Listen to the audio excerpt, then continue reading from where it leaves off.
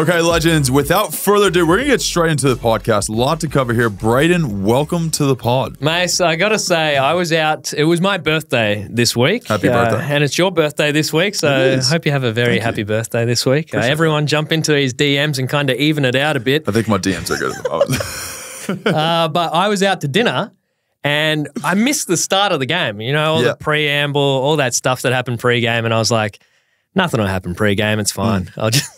But wow, did something happen pre-game? And we're going to talk about that later in the episode.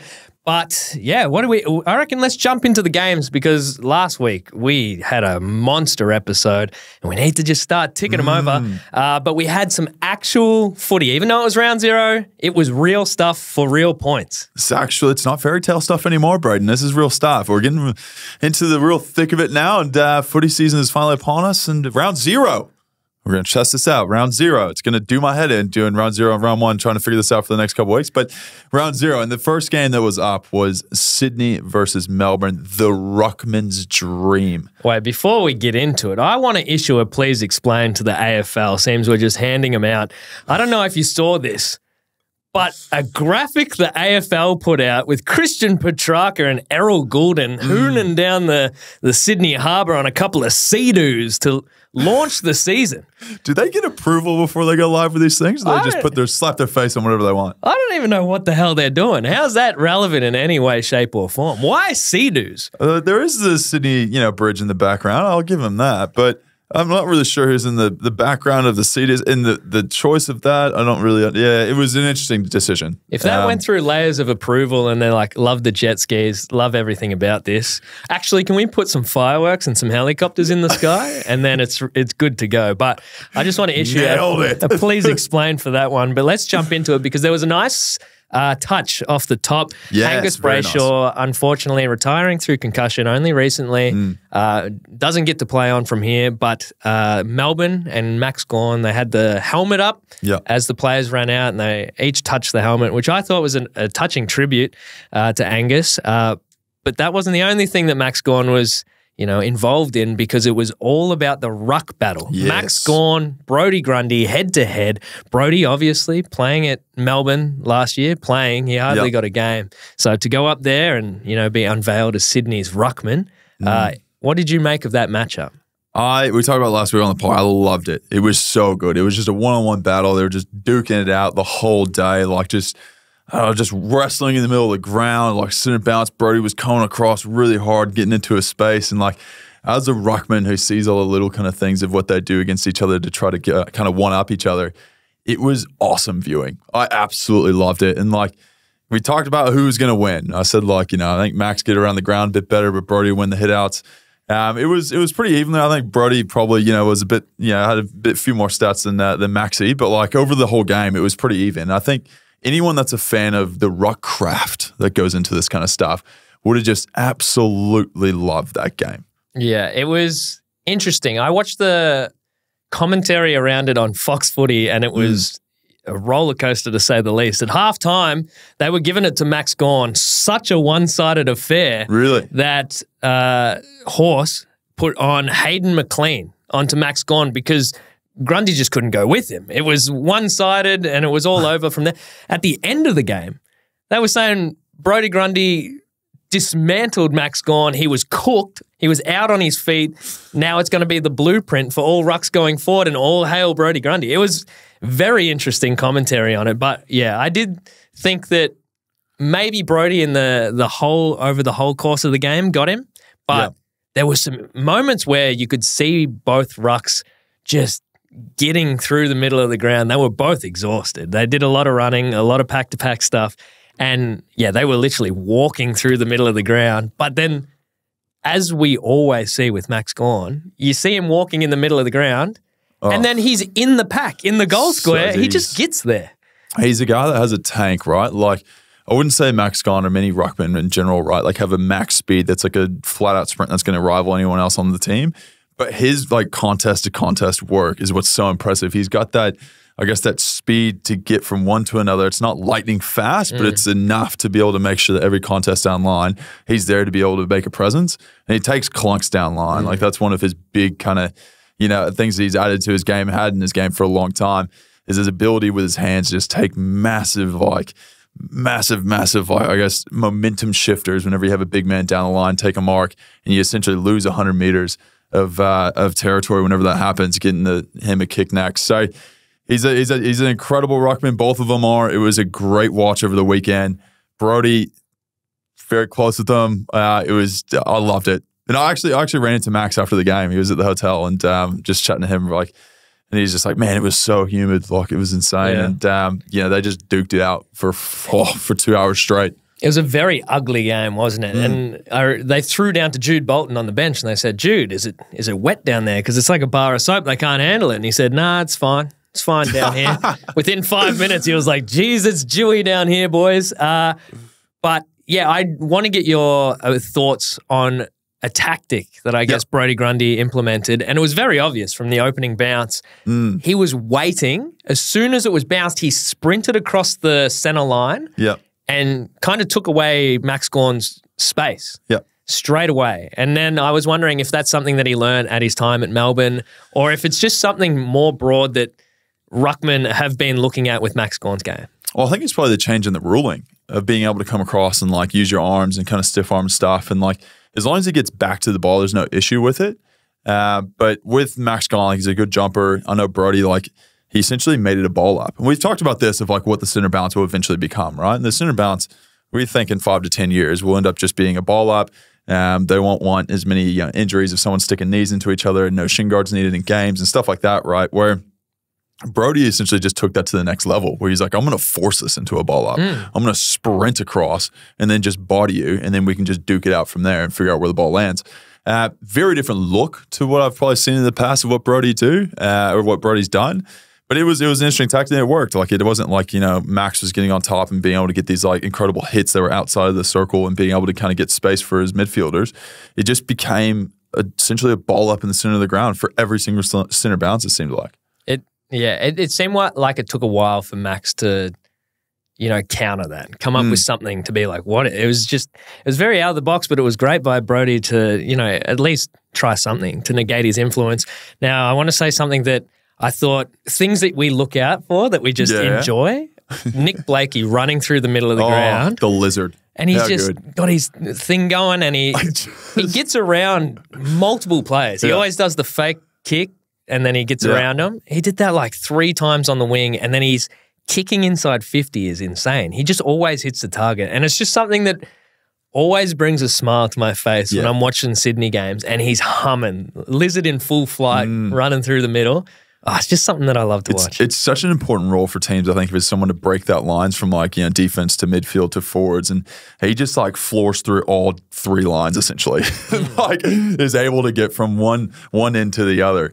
And those people, like, it really kind of, I guess kickstarts your offense, especially on turnover, if he can get the ball and just kind of drive legs and be able to get it all the way out to the deepest forwards. Like, that's an invaluable role that every single club kind of has someone that does that. Like, we have like Q, like Darcy will drive his legs every once in a while and try to break lines. Like, there's people like even Oleg, like there's people at every club that kind of does that. But Nick, the way he does it, like it's so good. It just kind of how unique it looks is what I think I love the most about it. Yeah. Like, there's something about him. And the fact that he's named Lizard, it is perfect. Like, that is the greatest, like, just deductive reasoning of exactly what he looks like whenever he runs. There's a few of them. When the crowd slowly starts to build up, it's always awesome to see. Something that was, courageous, and you love to see it, but unfortunately had a negative result. It was Jake Bowie putting himself in kind of the hole against Justin McInerney to get hurt, but to, stop an easy mark inside 50 for Sydney. It was very courageous of him. He seemed to have hurt his shoulder in some way and has come from the ground. But I just wanted to flag that as something that was, he knew, I think the commentators said it, it looked like he knew that he was going to get hurt. But he just had to do it. Too. It's like, you got to stick your head in the hole, or you got to go back with a flight or something like that. It's not going to be a good feeling. You're going to get freaking smacked. Yeah. But it's just part of the game. You got to do it. And it's like, it's an uneasy feeling just being out there and having to do it. I'm fortunate to come out with a bit of a, I guess a bit of, not necessarily a full big injury. We haven't really got the details to it, but for that to happen is never ideal. Whenever it's part of the game, you kind of have to commit to. It's always extra courageous when it's a little fella putting himself in there. But yeah, we hope all the best with whatever injury comes out of it. Something that we don't like to see, and something that, it was bound to come up straight away because there's been a tribunal rule change. But George Hewitt has got a fine for his punch on Lachie Neale. Now, this was an interesting one because it looks like it glances his shoulder and then punches him square in the face, really. Yeah. Not with a tremendous amount of force, but that's okay for me to say because I didn't get punched in the face.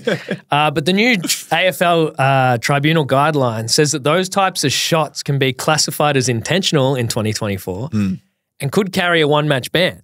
Now it won't. I can tell you it won't for the rest of the season because this set the precedent. He punched him in the face. Intentional or not, it's classed as intentional because you just shouldn't be punching. And whether you like it or you don't, whether you think it should be a week or not, the one way to stamp it out is to make it a week. Yeah. Like players clearly haven't changed their behavior off fines. So we might not like to see this be given a week, but now it sets the precedent. None moving forward from here will get a week because they'll just show this vision and they'll go, well, he didn't get a week. Why should I? Yeah, well, there's the way they adjudicate kind of the MRO stuff and whether you're fined or suspended, there's like a chart and it goes, high contact, is it, did he mean to do it? Did he not mean to do it? There's like a whole kind of dissection of how it's all kind of determined. And yeah, I mean, you look at this and it's one of those, I think you kind of like hit him in the chest and kind of like went up from there. And that sometimes does happen. Like someone's like, sweaty and you sit there and you go to like hit him with the palm of your hand in the chest. And then they like move or something at the same time. Your like hand just kind of slips up. I don't know how much force was in that. Only them two know how much force was into it. But that does kind of happen in games. Whenever you kind of get in a bit of a scuffle, it can happen.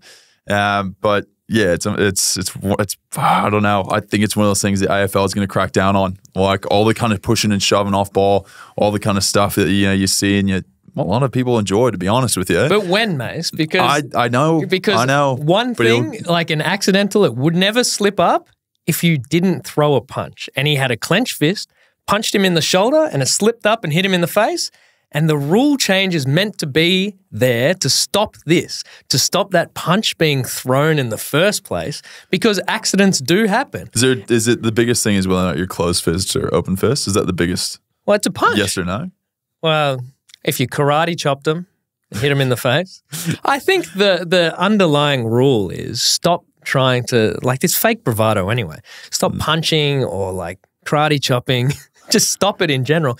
Don't throw a punch and you accidentally won't hit someone in the face. Pretty simple. Nothing should be closed fist that you're hitting anyone with, to be honest. 100%. We've seen people, take little cheap shots here and there, and I think the open palm is the way to go about it. If you're going to hit someone, you go open palm, use kind of like the base of your wrist, right? You kind of hit someone in the chest. That's kind of like almost like pushing off someone to go lead. And I think that's what's acceptable. But anything that's like closed fist like that, there's going to be ramifications for it. And it could spark a melee. Now, we don't want to be sparking melees. Gosh, we're really teasing into the next little bit of this, aren't we? Let's jump into a game that was an absolute car crash if you're a Brisbane supporter. Yep. Brisbane v Carlton up at the Gabba now. They can't win at the Gabba or at the MCG, which is kind of sad for Brisbane fans. 85-86. Carlton getting the victory after Brisbane held a commanding lead even. 47 points up they were, Mace. I went to bed. This was the day before a game, right, or the night before a game. I got to halftime. I was like, it's just the Gabba and it's the fortress, and you just expect this to kind of be what the what the outcome was going to be. And I go to breakfast the next morning, and everyone's like, "Did you watch the game?" Or, I watched half the game. They go, I got the gist. How crazy was it? And I was like, yeah, they really went out to a big lead early, and and they're like, yeah, and then Carlton came back and was able to win by, I was like, what? Sorry, what? I was like, what happened? They're like, yeah, Carlton won by a point. I was like, oh my gosh, I'm sorry, I've got so much to catch up on. What in the world was going on? So I woke up to a bit of a shock, to be honest. But it's a credit to them. Like, it's not an easy place to go up there and win. We talk about the fortress as a reason it's named the fortress. And for them to be able to, the Gabatoir. The fortress is the fortress. But it's a tough place to win, them to come back. Like, we talked about last week, like in the prelim that they played at the Gabba, Carlton was able to kick a good score early. And like this is kind of reversed. They essentially kicked a really good score late. So Carlton, has a bit of a, history of being able to play well up there. Well, it's been a full game. Like, hasn't happened yet, but like they've definitely shown that they can win a game up there and be able to show their best at the Gabba. It was a massive win by them because saying that, what we said last week, going in, there was a lot of pressure to perform and it was definitely put on them by purpose, but they delivered. And it didn't look like they were going to deliver. To come back from 47 points down away from home on the road, massive, massive win. Sad stories to come out of this though. Gideon Coleman, ACL. Now he's one of Brisbane's, if not the most important player on the team, coming off halfback. He's the ball user, amazing skills by foot, was great in the finals last year, great in the grand final. Shocking to see him go down. He was kind of tackled and his leg hyperextended. It's right at the half, like kind of one of those, tackle getting kicked at the same time. And it's not easy to see because it's one of those that's, it's just kind of happens and you go, okay, well, he's gone down. They take him down to the rooms. And then whenever you see kind of like the knee thing, you jump straight to like worst case, right? Yeah. ACL. And you're like, oh my gosh, like I hope this isn't it. And then you get the news, a day or so later that's the case. And that means essentially the season's over. It's a gut punch to be able to, even like myself, like to see another person who's in the league, who's another player, to see that happen to him. It's not easy. Like you want the best people playing. You want the best people playing at their best to give the best kind of entertainment. And whenever people go down with a major injury like that, they're going to be out for a significant amount of time. It's never fun to see. It's just, it kind of hits you hard because people have done it. People have gone through the same circumstance and had to go through the hard yards to come back. And it's not an easy feat to do.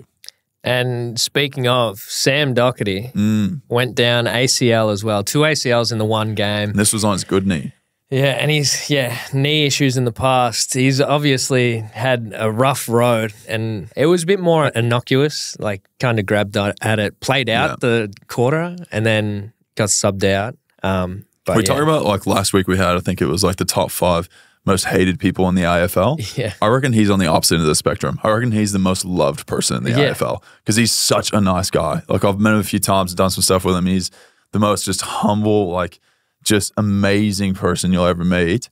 And it was tough to see him kind of go down. He strapped it up and I was kind of like, oh, well, maybe it's not as bad as, you kind of thought. And whenever the news kind of was made public, you're just kind of like, oh my gosh, like, dude, this guy, he has just been through the ringer and back. And you just kind of see this next, 6 months to a year having to go through it again. It just sucks. It sucks to see because you want to see people like that who, haven't, had an easy road with injuries and everything else. Like, you want to see them be successful. Like, you want to see them, be able to, continue to reach their goals and everything else. Whenever you have a setback like that, it's always tough to see. We wish as we said on this podcast, prayers up. Prayers up. We wish all the best for both Gideon and Sam in their recoveries.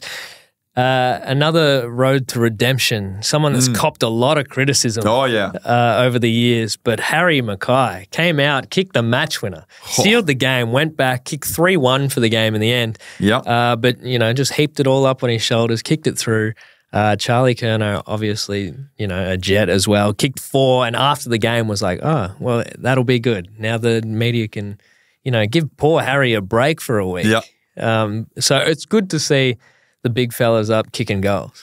I think like there's a lot of questions by them going into finals and the pressure and all this kind of stuff that comes with the media that people always talk about. And they're 2 freak athletes, like they've both won Coleman medals. Like they're impressive, AFL footballers that are some of the best forwards in the league. And, there was always going to be questions around whether or not they gel together and how it would work and all this kind of stuff. But like, I know like I'm Collingwood, so I'm supposed to hate Carlton. Don't get me wrong. I understand it. I understand how this works. But, for all the criticism they've had and for all the crap they've had to endure, I actually am kind of happy for them to be successful and kick 7 goals in that game and bring them back to, what was probably they weren't favored in that game, to win that game by 1 point in a very hostile atmosphere.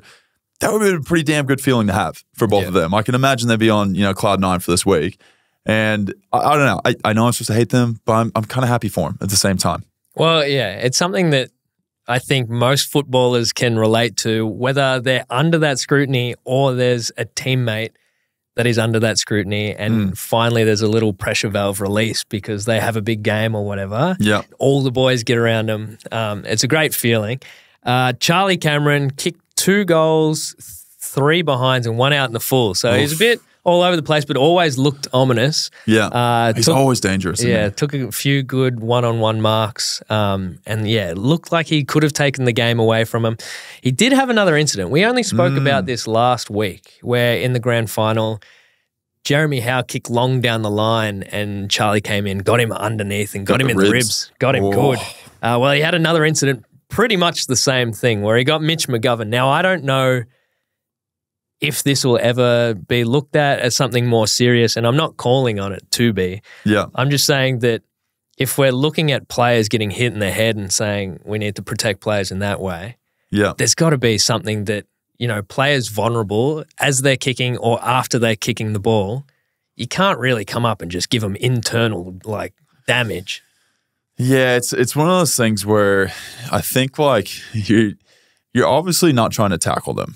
No, you're trying to inflict damage. Bump them off the ball, I guess you could consider that. But it's not a tackling motion, right? Like, so it's an interesting thing. And it's for some reason, it seems like it's always shorter players that do it. I don't know why, but yeah, I think that's one thing that AFL will probably look at and maybe change in the next, maybe year or so. I think they'll look at that and see kind of the injuries that have come from it and see the little change in the rules that they could do to kind of mitigate that. And it'll be a thing that'll probably, you know, be taken out of the game, I'd say. But as of right now, it's still legal. So, you know, what can we say? It's according to the laws of the game, you can do it. I don't know. It's just not sitting right with me at the moment. Just seeing where the game has evolved to.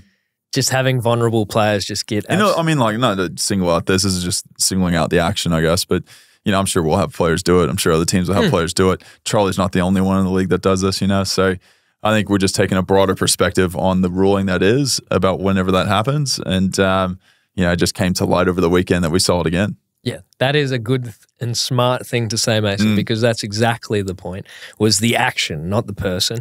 As we jump into the Suns v Richmond, your boys, the Suns. The Gold Coast Suns, Brayden. You were having a lot of faith in them, were you? Well, how'd it go? What was the final score? It was a big final score, 39 points, 99-60. And it was an interesting game, to say the least, because they almost said, Carlton, how much to come back from? 47 points? All right, hold my beer. Because hold the beer. Richmond looked like they were on the comeback, because at one stage, Gold Coast had kicked 11 goals straight. Wild. And they were killing them. Yeah. It looked like, you know, doom and gloom. I felt real bad for Richmond. It was like, what is happening here? No Dimma, no Richmond, people were saying. No, I don't know if people were saying that, but sounds good.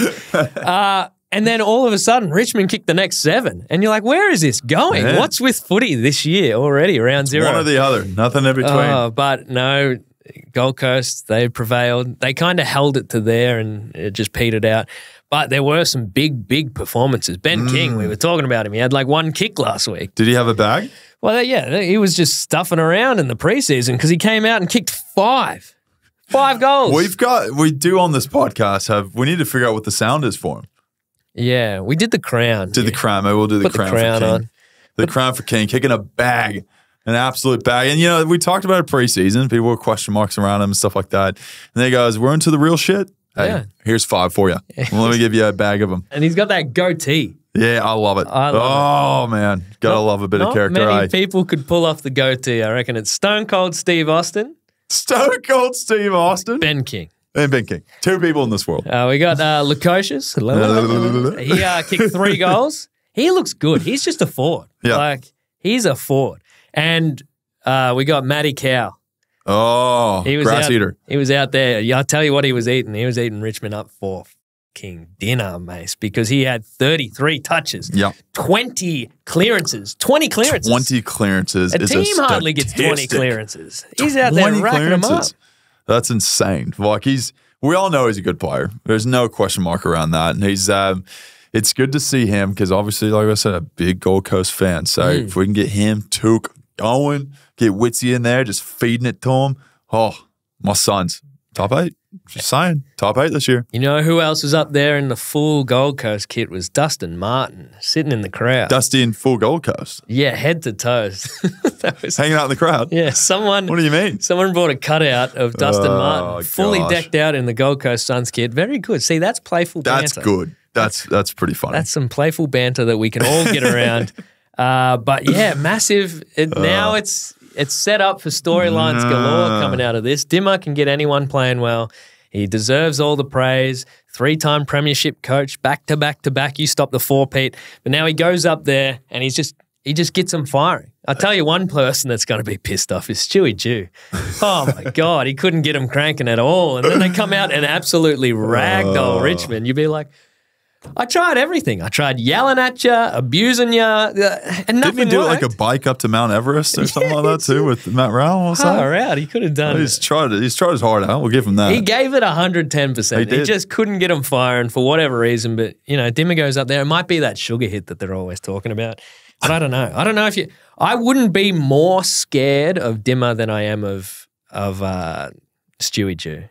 You couldn't be more scared. I'd be more scared of Stewie Dew, I think. Yeah. Yeah. Dimma's like, he's just a people's person, I feel like a little bit, you know? Like he's one of those people you look at and he's like, Dimma sells some of this stuff. I reckon he's on the same stuff that Ross Lyon's on now. Is he invested? He's invested in something like that, invested in didn't he? some of these CBDs. The reefer. He's in the reefer. Interesting. He's in the Reef McGuinness up there.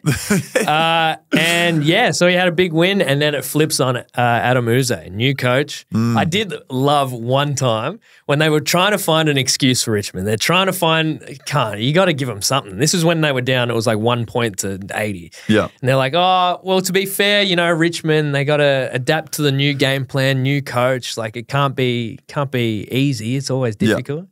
It's like, what's Dimma?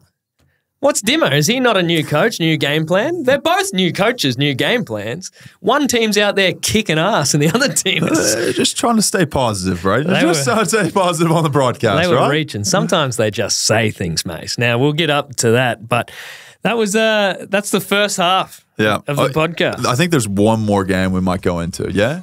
Oh, yeah. There's one more game that played. And then we've got also the preview to round 1. We're over round 0. We're into round 1. We got the preview of that and much, much more on the other side of this.